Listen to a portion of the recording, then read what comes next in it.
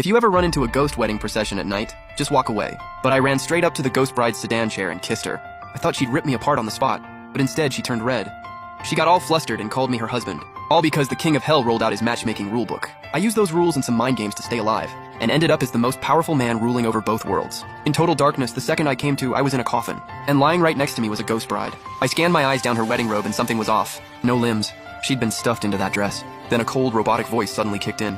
Host vitals critical. Yin-Yang marriage system forcibly activated. Current match, S-rank grudge spirit, Su Hongshu. Scene, fake wedding, beginner mission issued. Get her to willingly put the ring on you before sunrise. Fail and you're erased. Reincarnation revoked. Host diagnosed with severe emotional detachment disorder. System confirms perfect match, enjoy your contract. My face didn't move an inch. I just stared at those contract rings, thinking. The coffin went ice cold. The embroidery ghost beside me stirred. Her empty sleeves slowly began to float upward. I pushed up my glasses and said flat as ever, "Hey, nice to meet you. I'm Zhang Sen." She clearly had no idea how to process a living person being this calm. From inside those floating sleeves, a massive pair of scissors slid out.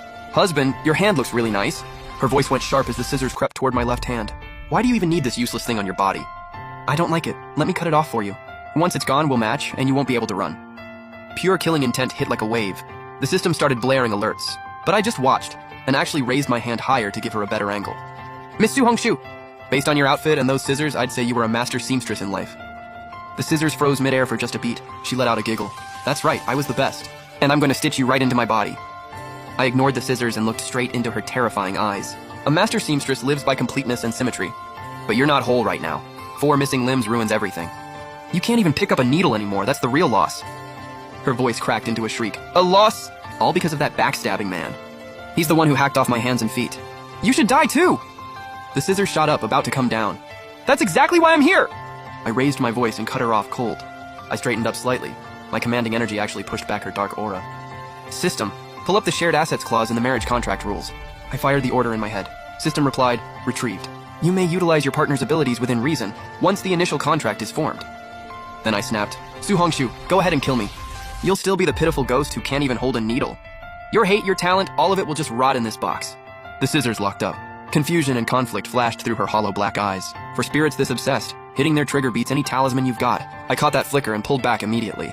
Tone switch. Calm, genuine, deliberate. But I'm different. If you enter a contract with me, under the mutual aid clause, my hands become your hands.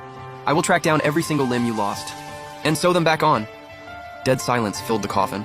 The floating scissors trembled faintly. She whispered, "Track them down?" she murmured to herself. I held her gaze without flinching. "Keep me alive and you've got a shot at being whole again." I picked up the male contract ring and held it out to her. "The call is yours. Keep drowning in revenge, or use me to finish your masterpiece." Seconds ticked by. The air